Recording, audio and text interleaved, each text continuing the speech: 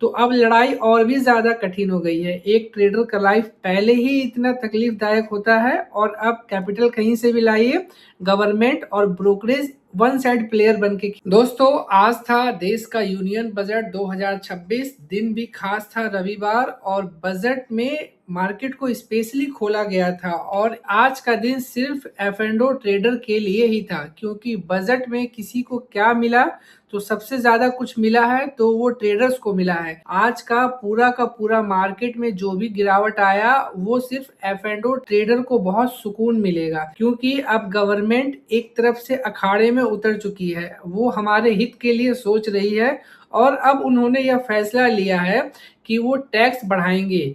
हम लोग जो भी ब्रोकरेज के साथ गवर्नमेंट को टैक्स देते हैं, जैसे कि एसटीटी हो गया, जीएसटी हो गया, स्टाम्प ड्यूटी हो गया, एक्सचेंज का चार्जेस हो गया, तो जो एसटीटी चार्ज होता है ना, सिक्योरिटी ट्रांजैक्शन टैक्स, ये अभी 50% से इंक्रीज हो गया है। पहले 0.1% था, अभी 0.15% हो गया है और फ्यूचर में यह 150% तक बढ़ गया है।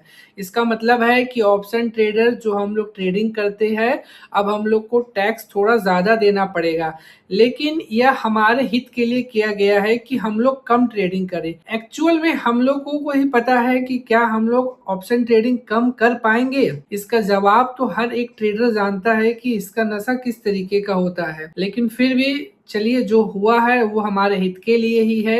एक्चुअल में गवर्नमेंट सीधे इसको बंद नहीं करती है, लेकिन आपको यह बता रही है कि अगर आप ट्रेडिंग कर रहे हैं तो जो प्रो ट्रेडर होते हैं ना, वो 20% तक का मतलब कि ब्रोकरेज और टैक्स दे देते हैं। 20% तक मतलब जितना वो कमाएंगे, अगर 1 लाख कमाए हैं तो 20,000 उनका ब्रोकरेज में चल जाता है। उसके बाद जो बिगिनर्स या फिर जो स्ट्रगलर होते हैं ना, वो लोग कम से कम 40% तक का ब्रोकरेज दे देते हैं। 40% का ब्रोकरेज दे देते हैं, बिल्कुल। अगर 1 लाख रुपए आपने कमाया है तो 40,000 रुपए आपका ब्रोकरेज में चल जाएगा और अब लगभग ये आधा आधी के बराबर आ जाएगा।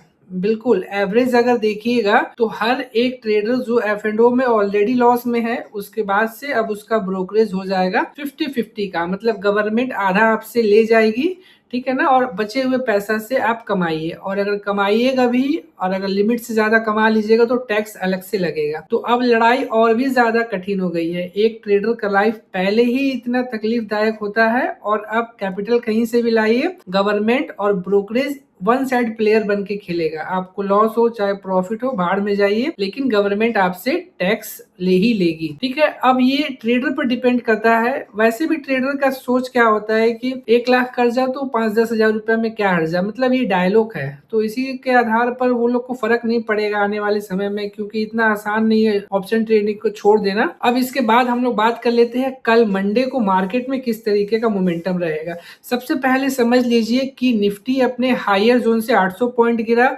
बैंक निफ्टी 1800 पॉइंट के आसपास गिर गया था और सेंसेक्स 2000 से ज्यादा पॉइंट तक गिर गया। अभी जो मार्केट बंद हुआ है आज संडे को, जबकि मार्केट में एफआईआई एक्टिव नहीं थे, तो यहाँ पर निफ्टी 500 पॉइंट गिरकर बंद हुआ है, बैंक निफ्टी 1200 पॉइंट गिरकर बंद हुआ है और सेंसेक्स 1500 पॉइंट गिरकर बंद हुआ है, ठीक है। अभी जो निफ्टी का स्पॉट लेवल है वो है 24,825 का, मतलब यहाँ से जो साइकोलॉजिकल लेवल बनता है वो 25,000 का बनता है। मैं पहले ही कितने दिनों से कह रहा हूँ कि अभी मार्केट में सेल ऑन राइज का कॉन्सेप्ट बहुत अच्छा है, मार्केट बेरिश जोन में है और जिस तरीके का बजट है, मुझे अभी भी यही फीलिंग्स आ रही है, क्योंकि इनकम टैक्स के स्लैब में कोई चेंजेस नहीं किया गया है, ठीक है। तो बैंक निफ्टी में तो भागने का उम्मीद बहुत कम है, मार्केट में भी स्ट्रेंथ बहुत कम लग रही है, अभी भी यहाँ से एक बेयरिश जोन ही एक्टिव है, ठीक है। तो अगर मार्केट में अपॉर्चुनिटी मिलती है 25,000 के ऊपर, जैसे आज के दिन मार्केट खुलने के बाद थोड़ा ऊपर गया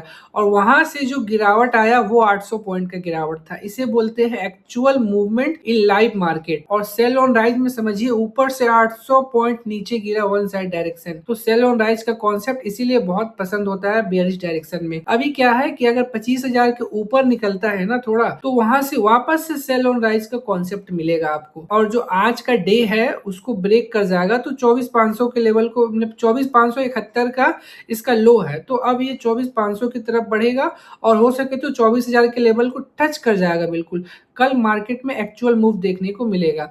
अभी का जो वर्तमान स्थिति है, गिफ्ट निफ्टी बंद है इसीलिए वो बिल्कुल फ्लैट है, तो कल मार्केट का प्री ओपनिंग डिसाइड करेगा। अगर कल मार्केट में एक स्ट्रेंथ मिलती है मॉर्निंग में, इंडेक्स ऊपर की तरफ रहता है निफ्टी बैंक निफ्टी या सेंसेक्स का, तो वहां से हमें एक सेल ऑन राइज का मूवमेंट को खोजना चाहिए। अगर मिल जाता है तो बहुत अच्छी बात है, क्योंकि आपको पहले आपका डायरेक्शन डिसाइड करना होता है। मैंने एक चीज और भी कहा था कि बजट के दिन मार्केट आपको ट्रैप करेगा, जिस तरफ जा रहा है उधर नहीं जाएगा। तो मार्केट में पहले एक वॉलेटिलिटी आई डाउन साइड की, फिर अप साइड का ट्रेंड दिखाया और उसके बाद से जो गिरा है वो पूरा धूल चटा दिया है। तो जो लोग पैसा कमाए होंगे बात उनकी नहीं है, जो फंस गए होंगे उनका क्या हाल हुआ होगा ये ज्यादा जरूरी है। क्योंकि जो लोग कमाए हैं उनको तो वापस इसी मार्केट में सस्टेन करना है। आज जितना मूव मिल गया हमेशा नहीं मिलेगा, लेकिन उनके दिमाग में ये साइकोलॉजी रहेगा कि इतना बड़ा पैसा हम डेली बनाएंगे या कभी न कभी बनाएंगे। तो जब वो एक्सपायरी में कभी भी चांस मारेंगे इस तरीके का, तो उनको वहां पर हाईली रिस्क एंड रिवॉर्ड का सामना करना पड़ सकता है। इसीलिए कल की स्ट्रेटेजी भी उसी तरीके की है, सेल ऑन राइज का कॉन्सेप्ट अपनाए एक बार, लेकिन वहां पर अपना स्टॉप लॉस बिल्कुल जरूर से जरूर लगाए। स्टॉप लॉस बहुत जरूरी है, आपको सिर्फ स्टॉप लॉस ही खोजना है। अदरवाइज मार्केट में कल पूरी वॉलेटिलिटी की संभावना है, और अगर मार्केट 25,000 के नीचे सस्टेन किया तो 24,000 का लेवल टच करेगा। यहाँ से भी 800 पॉइंट की गिरावट है इसमें, और बैंक निफ्टी भी है थोड़ा सा प्रेशर में ही है, एचडीएफसी बैंक भी प्रेशर में है।